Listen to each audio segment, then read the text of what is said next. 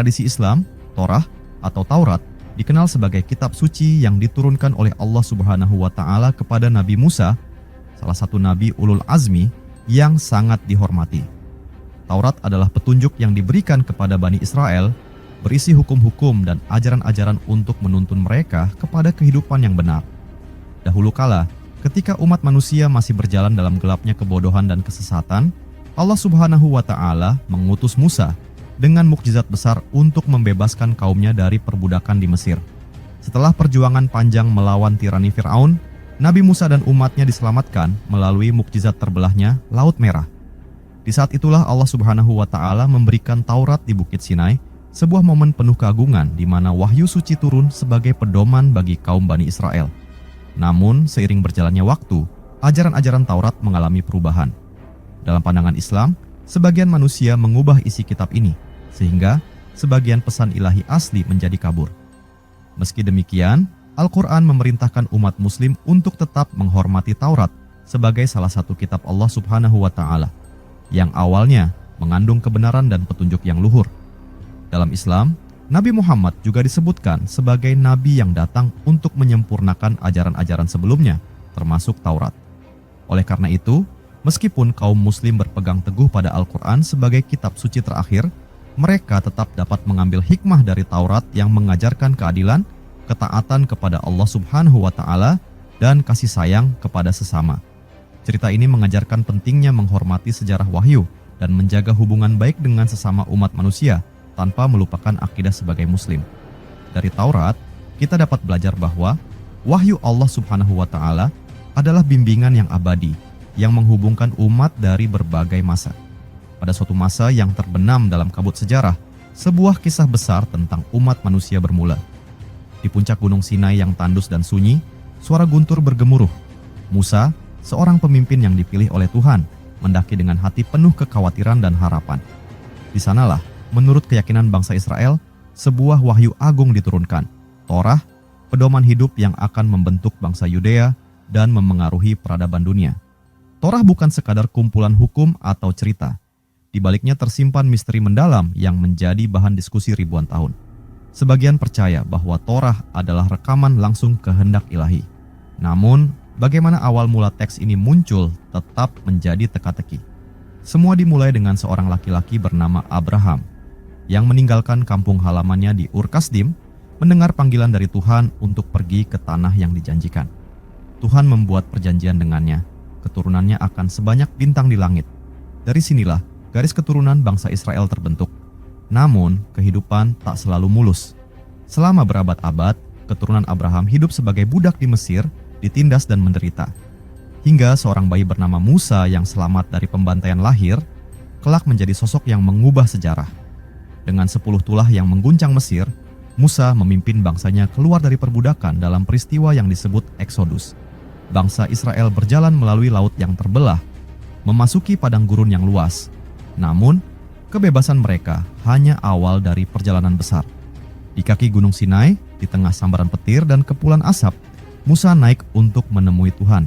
Di sana, ia menerima 10 perintah Tuhan yang diukir di atas loh batu. Namun, bukan hanya itu. Menurut tradisi, Musa juga menerima Torah, 5 kitab yang menjadi inti ajaran Yudaisme: Kejadian, Keluaran, Imamat, Bilangan, dan Ulangan. Banyak yang percaya bahwa Torah mengandung lebih dari sekadar kisah atau hukum.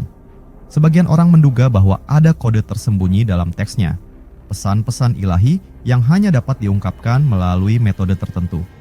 Beberapa peneliti menemukan pola-pola angka dan huruf yang dianggap menyiratkan peristiwa di masa depan. Misteri ini terus memikat cendekiawan hingga hari ini. Di sisi lain, para ahli sejarah berpendapat bahwa Torah mungkin merupakan hasil dari tradisi lisan yang akhirnya dituliskan pada abad ke-6 sebelum Masehi, selama masa pembuangan di Babel. Mereka percaya bahwa teks ini merupakan upaya untuk menyatukan berbagai suku Israel yang tersebar. Hingga kini, Torah tetap menjadi pedoman suci bagi bangsa Yahudi, dibaca dalam sinagoga setiap minggu, dipelajari dengan penuh penghormatan. Namun, rahasianya terus hidup. Apakah Torah benar-benar firman Tuhan? Ataukah ia adalah hasil kebijaksanaan manusia yang ingin mencari makna dalam hidup? Misteri ini tetap menyala, seperti api abadi yang tak pernah padam. mengundang kita untuk merenungkan kedalaman spiritualitas dan sejarah.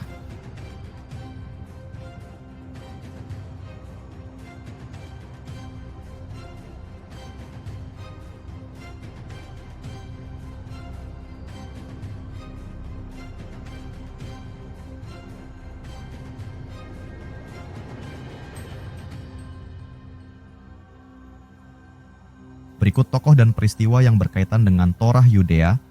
Pertama, Musa, Moses. Tokoh utama dalam penerimaan Torah. Musa dipercaya menerima Torah dari Tuhan di Gunung Sinai. Peristiwa ini menjadi inti ajaran Yudaisme yang dikenal sebagai pemberian 10 perintah Allah Subhanahu wa Ta'ala, 10 Commandments. Kedua, Ibrahim.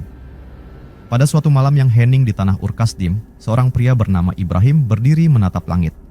Di tengah gemerlap bintang, ia mendengar panggilan yang akan mengubah jalan hidupnya dan, pada akhirnya, sejarah umat manusia. Tuhan berbicara kepadanya, "Tinggalkan negerimu, keluargamu, dan rumah ayahmu, menuju tanah yang akan aku tunjukkan kepadamu." Ibrahim, seorang lelaki dengan iman yang tak tergoyahkan, mematuhi panggilan itu. Ia meninggalkan segala yang dikenalnya, memulai perjalanan menuju tempat yang dijanjikan Tuhan. Tidak hanya Ibrahim menjadi nenek moyang bangsa Israel, tetapi keyakinan dan perjanjian yang ia buat dengan Tuhan menjadi fondasi bagi Torah dan ajaran bangsa Yudea. Dalam perjalanan hidupnya, Ibrahim menghadapi banyak ujian. Salah satu momen paling menentukan adalah ketika Tuhan berjanji kepadanya, "Keturunanmu akan sebanyak bintang di langit dan pasir di pantai.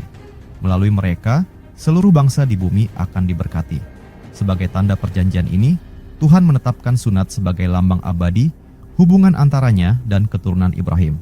Torah, yang kemudian diturunkan kepada Musa, mencatat perjanjian ini dengan sangat rinci.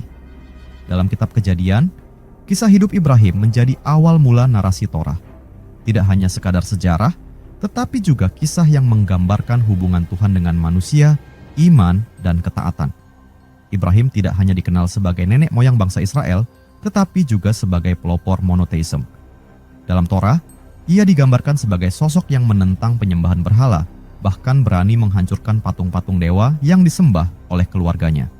Keyakinan Ibrahim bahwa hanya ada satu Tuhan menjadi inti ajaran Torah dan kelak menjadi warisan spiritual bangsa Yudea.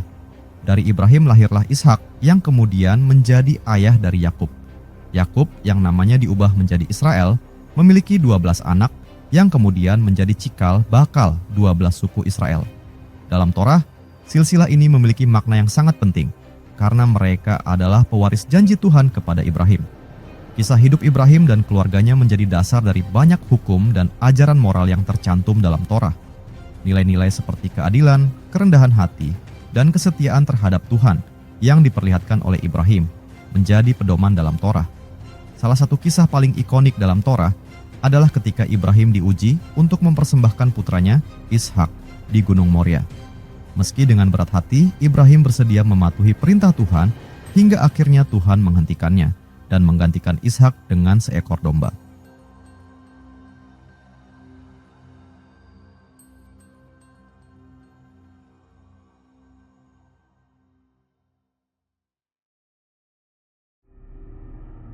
Kisah ini menjadi simbol ketaatan dan kepercayaan total kepada Tuhan, tema yang terus bergema dalam ajaran Torah. Torah tidak hanya mencatat Ibrahim sebagai tokoh sejarah, tetapi juga sebagai teladan iman. Perjanjian Tuhan dengan Ibrahim menjadi dasar dari hubungan suci antara Tuhan dan bangsa Israel. Torah menunjukkan bagaimana janji-janji yang diberikan kepada Ibrahim terus digenapi melalui keturunannya dan hukum-hukum yang mereka terima. Ibrahim adalah akar dari pohon Torah. Sosok yang iman dan keberaniannya menjadi fondasi bagi bangsa Yudea. Melalui kisahnya, Torah mengajarkan kepada umat manusia tentang pentingnya hubungan dengan Tuhan, ketaatan, dan pengorbanan demi kebaikan yang lebih besar. Ketiga, Aaron. Di padang gurun yang luas dan tandus, di bawah terik matahari yang membakar, sebuah bangsa melangkah menuju tanah yang dijanjikan. Di tengah mereka berdiri dua bersaudara, Musa, pemimpin yang berbicara langsung kepada Tuhan, dan Harun, saudaranya yang setia, seorang imam yang dipilih untuk menjadi penghubung antara bangsa Israel dan Yang Maha Kuasa. Kisah Harun tidak terpisahkan dari Torah. di mana ia memainkan peran penting dalam peristiwa-peristiwa yang membentuk identitas bangsa Yudea. Harun pertama kali muncul dalam kisah ketika Musa, yang merasa dirinya tidak pandai berbicara, meminta seorang pendamping untuk menjalankan tugas berat memimpin bangsa Israel keluar dari Mesir. Tuhan menjawab permintaan itu dengan mengutus Harun sebagai juru bicara Musa. Bersama-sama, mereka menghadapi Firaun, membawa pesan ilahi yang penuh keberanian. Biarkan umatku pergi. Dalam Torah, Harun menjadi tokoh yang sering tampil di samping Musa, menunjukkan kesetiaannya sebagai pendukung dan pelayan Tuhan. Ketika tulah-tulah ilahi mengguncang Mesir, Harun adalah orang yang mengangkat tongkat untuk memulai keajaiban itu bersama dengan Musa. Peran Harun yang paling penting tercatat dalam Torah adalah ketika ia diangkat sebagai imam besar pertama bangsa Israel. Dalam kitab Imamat, Tuhan memberikan instruksi rinci kepada Musa tentang pakaian khusus yang harus dikenakan Harun, termasuk efod, dada emas, dan ikat pinggang. Setiap bagian dari pakaian itu melambangkan tanggung jawab suci Harun sebagai perantara antara bangsa Israel dan Tuhan. Tabernakel atau kemah suci menjadi pusat ibadah bangsa Israel dan Harun ditugaskan untuk memimpin ritual korban dan doa. Torah mencatat tata cara rinci bagaimana Harun dan keturunannya harus menjalankan tugas mereka sebagai imam, menunjukkan betapa pentingnya peran mereka dalam hubungan spiritual bangsa dengan Tuhan. Namun, kisah Harun tidak luput dari kontroversi. Ketika Musa berada di Gunung Sinai selama 40 hari untuk menerima Torah, bangsa Israel menjadi gelisah. Mereka mendesak Harun untuk membuat dewa yang bisa mereka sembah, dan Harun yang berada di bawah tekanan besar membuat patung anak lembu emas dari perhiasan mereka.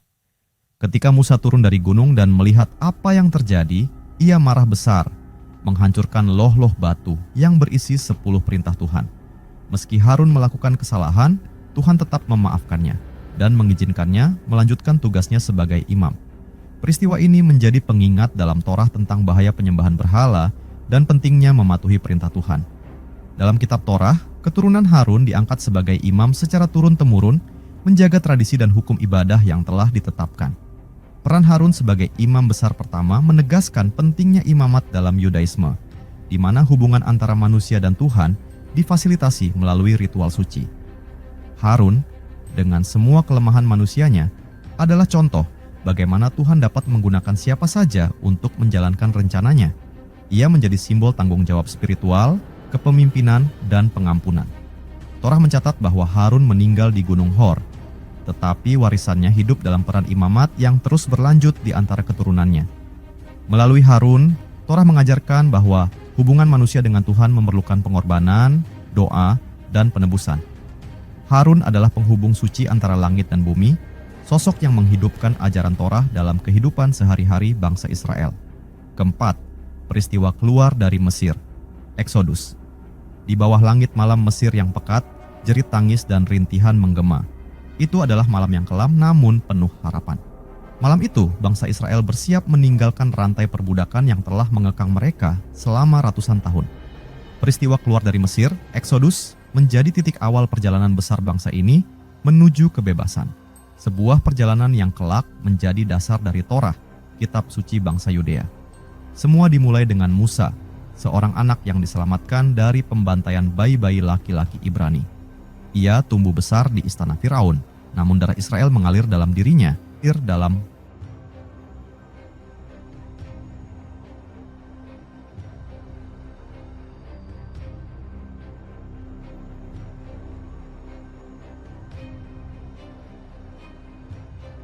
Setelah ia dipanggil oleh Tuhan melalui semak yang terbakar di Gunung Horeb, Musa kembali ke Mesir untuk membawa pesan Tuhan kepada Firaun. Biarkan umatku pergi.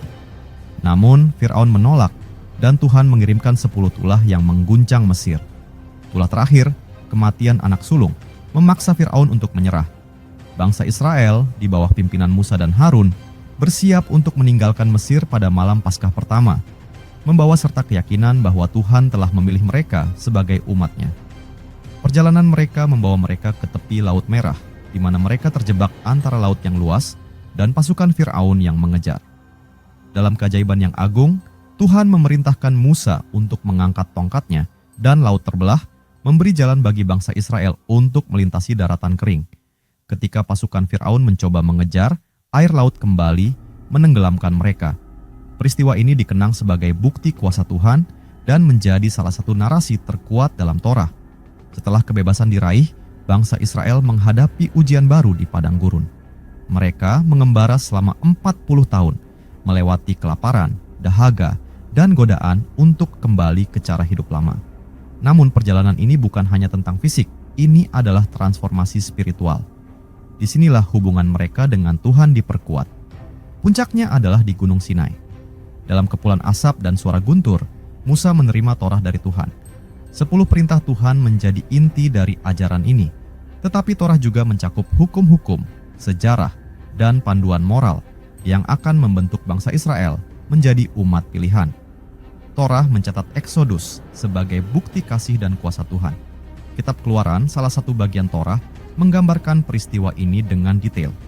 Eksodus tidak hanya menjadi sejarah, tetapi juga fondasi bagi ajaran keagamaan Yudaisme. Setiap hukum dalam Torah mengingatkan bangsa Israel tentang perjalanan mereka dari perbudakan menuju kebebasan. Peristiwa keluar dari Mesir bukan hanya tentang pembebasan fisik, ini adalah simbol pembebasan spiritual. Dalam Torah, Eksodus mengajarkan bahwa kebebasan sejati datang melalui hubungan dengan Tuhan. Ini juga menekankan tanggung jawab bangsa Israel untuk hidup sesuai dengan kehendaknya, sebagaimana yang diungkapkan dalam Torah. Hingga hari ini, Eksodus dirayakan dalam Paskah Yahudi, Pesach, sebagai momen pembebasan dan pengingat akan perjanjian Tuhan dengan umatnya. Kisah ini terus dihidupkan melalui pembacaan Torah, menginspirasi generasi demi generasi untuk memegang teguh keimanan mereka. Melalui Eksodus, Torah menyampaikan pesan yang abadi. Bahkan di tengah penindasan dan penderitaan, ada harapan. Ada Tuhan yang mendengar jeritan umatnya dan membawa mereka menuju kebebasan. Perjalanan ini adalah inti dari Torah dan warisan besar bagi bangsa Yudea.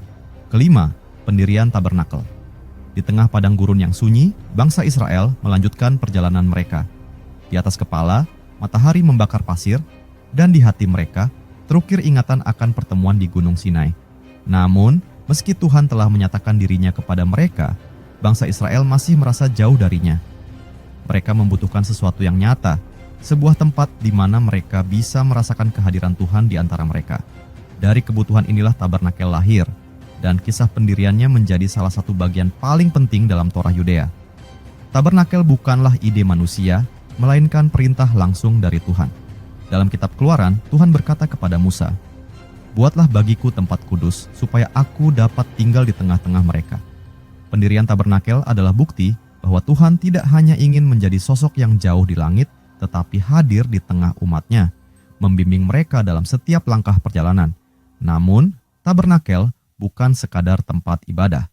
Setiap detail pembangunannya, dari bahan hingga ukuran, ditentukan oleh Tuhan sendiri. Dalam Torah, Musa menerima petunjuk rinci tentang bagaimana tabernakel harus dibangun. Tiang-tiang emas, kain ungu, meja roti sajian, dan tabut perjanjian menjadi elemen-elemen suci yang syarat makna. Pendirian tabernakel melibatkan seluruh bangsa Israel. Mereka diminta membawa persembahan berupa emas, perak, kain, dan bahan lainnya untuk membangun tempat suci tersebut. Persembahan ini adalah simbol penyerahan diri mereka kepada Tuhan. Bahkan, pengrajin-pengrajin seperti Bezaleel dan Aholiab yang disebutkan dalam Torah menerima kebijaksanaan khusus dari Tuhan untuk melaksanakan tugas besar ini. Di dalam tabernakel terdapat tabut perjanjian, sebuah peti emas yang menyimpan loh batu berisi 10 perintah Tuhan. Tabut ini melambangkan kehadiran Tuhan di antara bangsa Israel dan menjadi pusat dari seluruh aktivitas di tabernakel. Setiap kali bangsa Israel berhenti untuk berkemah di padang gurun, tabernakel didirikan di tengah-tengah perkemahan dengan tabut di bagian terdalam yang disebut Ruang Maha Kudus.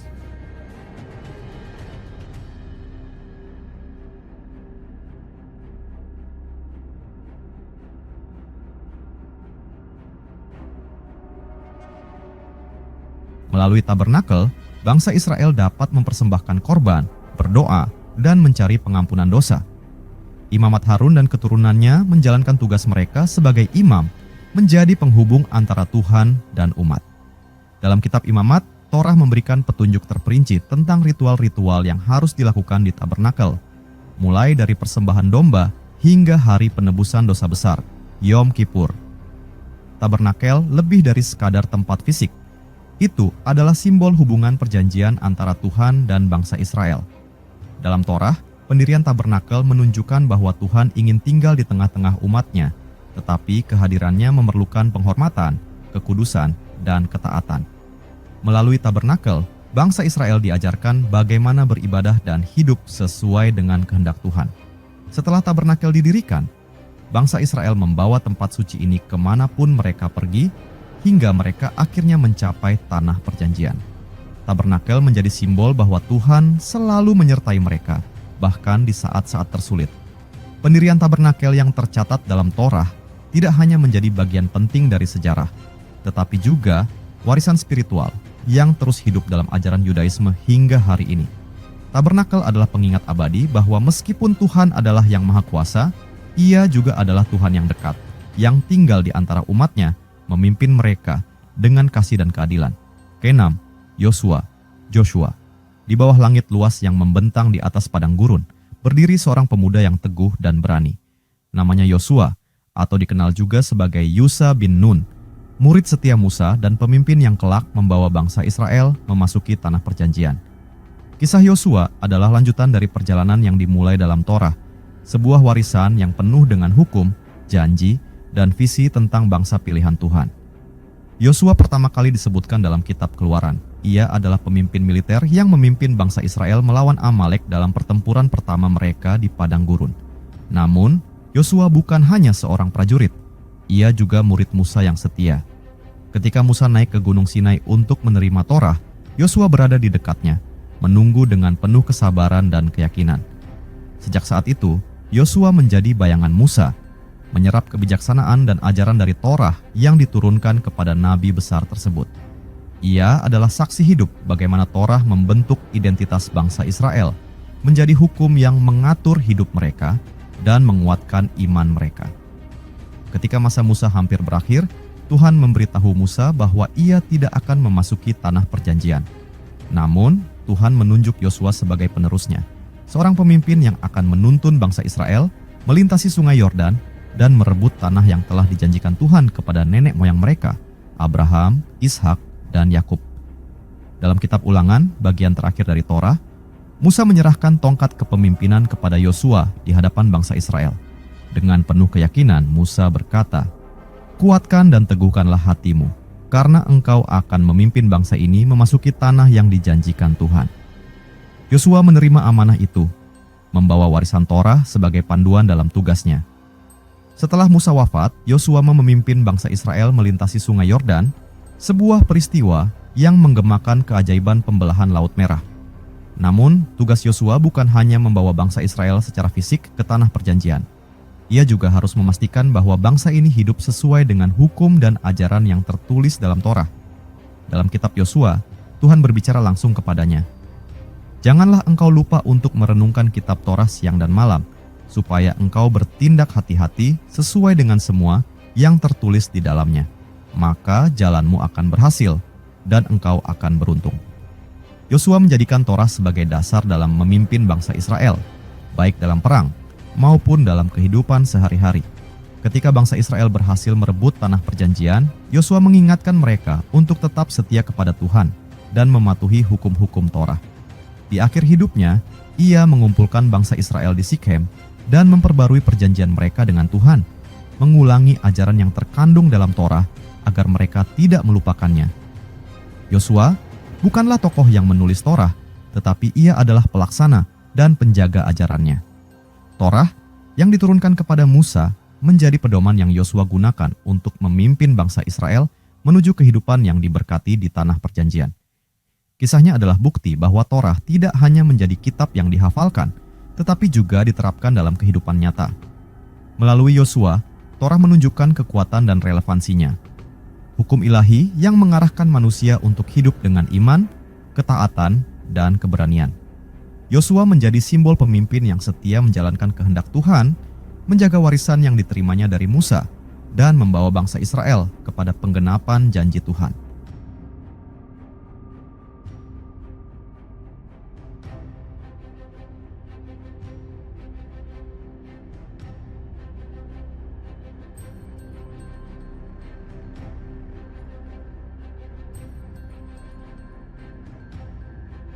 Ketujuh, peristiwa penyembahan anak lembu emas.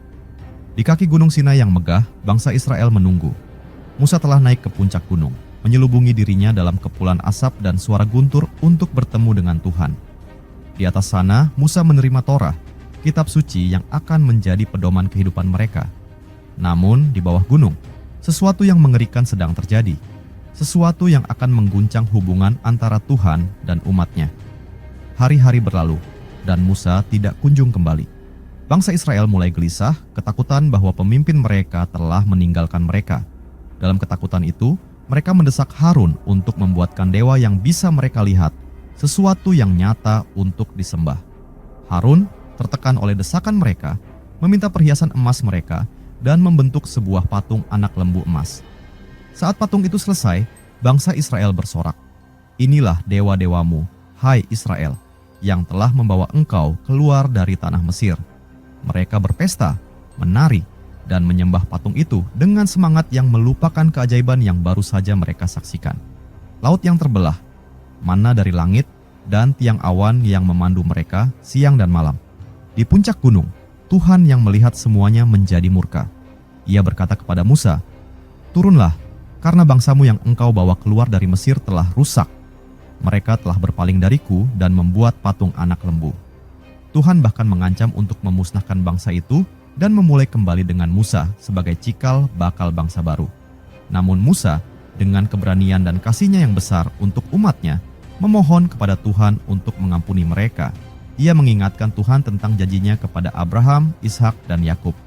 Tuhan mendengarkan Musa dan kemarahannya mereda. Tetapi dosa bangsa Israel tidak dibiarkan begitu saja.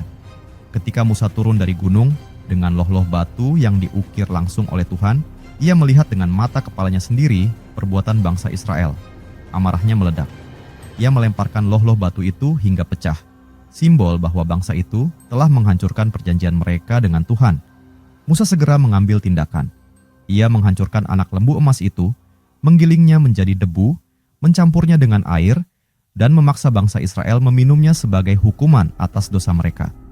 Ia juga memerintahkan hukuman yang lebih berat bagi mereka yang memimpin pemberontakan ini, menunjukkan bahwa dosa mereka memiliki konsekuensi yang nyata. Peristiwa penyembahan anak lembu emas menjadi momen penting dalam Torah, mengajarkan bahwa hubungan dengan Tuhan tidak bisa digantikan oleh berhala atau keinginan duniawi. Torah yang Musa terima adalah perjanjian suci yang mengatur kehidupan bangsa Israel, menuntun mereka untuk menyembah hanya kepada Tuhan yang sejati. Namun bangsa Israel dengan kelemahan manusiawinya jatuh dalam dosa bahkan sebelum perjanjian itu disahkan. Musa kembali ke puncak gunung untuk memohon pengampunan Tuhan. Dalam kasihnya, Tuhan memaafkan bangsa Israel dan memerintahkan Musa untuk membuat loh-loh batu yang baru, yang akan diukir kembali dengan 10 perintah Tuhan. Peristiwa ini menunjukkan bahwa meskipun manusia sering kali gagal, Tuhan selalu memberi kesempatan untuk memperbaiki diri dan kembali kepadanya. Dalam Torah, kisah anak lembu emas menjadi peringatan abadi tentang bahaya menyimpang dari Tuhan. Ini juga menegaskan pentingnya ketaatan kepada hukum Tuhan dan komitmen untuk menjalani hidup sesuai dengan ajarannya. Melalui Torah, bangsa Israel diajarkan untuk menjauh dari penyembahan berhala dan menjalani hidup yang kudus sebagai umat pilihan Tuhan. Peristiwa penyembahan anak lembu emas adalah cermin kelemahan manusia dan kasih Tuhan yang tak berkesudahan. Torah menjadi pedoman yang mengingatkan bangsa Israel untuk tetap setia kepada Tuhan, meskipun perjalanan mereka penuh dengan ujian.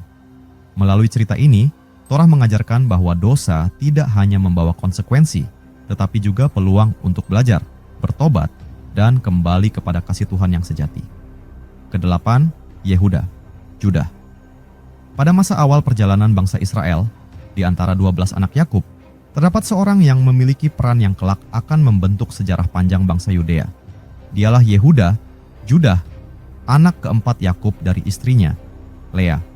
Meski tidak dilahirkan sebagai anak sulung, Yehuda tampil sebagai pemimpin yang memiliki tekad, keberanian, dan tanggung jawab besar.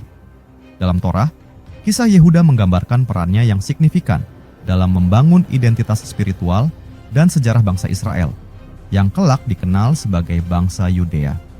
Seperti saudara-saudaranya, Yehuda tumbuh dalam dinamika keluarga yang penuh tantangan.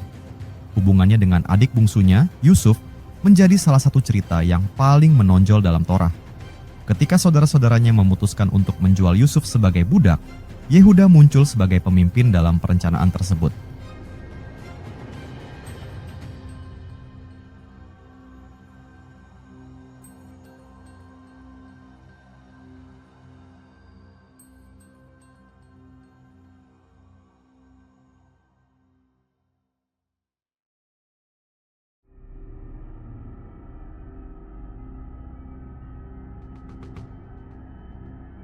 Ia berkata, "Apa untungnya jika kita membunuh saudara kita?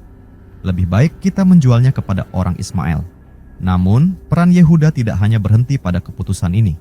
Ia menjadi tokoh yang belajar dari kesalahannya dan berkembang menjadi sosok yang bertanggung jawab, terutama dalam peristiwa yang melibatkan saudaranya, Benyamin. Salah satu momen paling mendalam dalam kisah Yehuda adalah ketika ia menunjukkan perubahan besar dalam dirinya.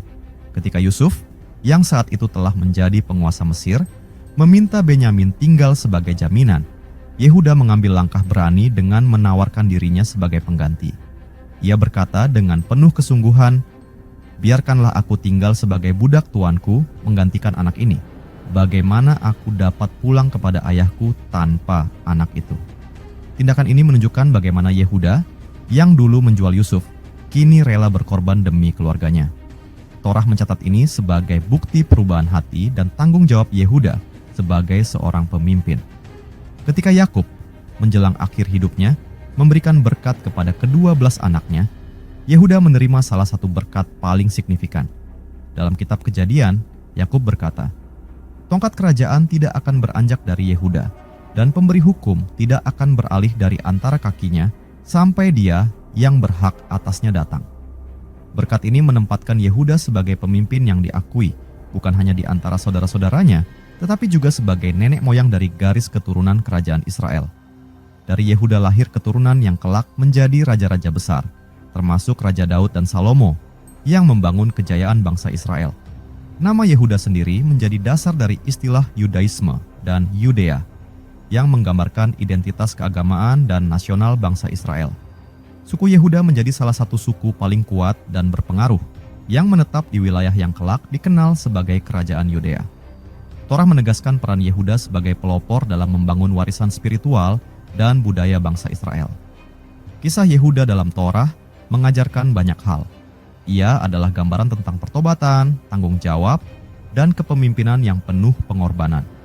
Torah menunjukkan bahwa meskipun Yehuda melakukan kesalahan di masa lalu, ia memiliki kemampuan untuk belajar dan berubah, membawa harapan bagi semua orang bahwa dosa dapat ditebus dengan tindakan yang benar.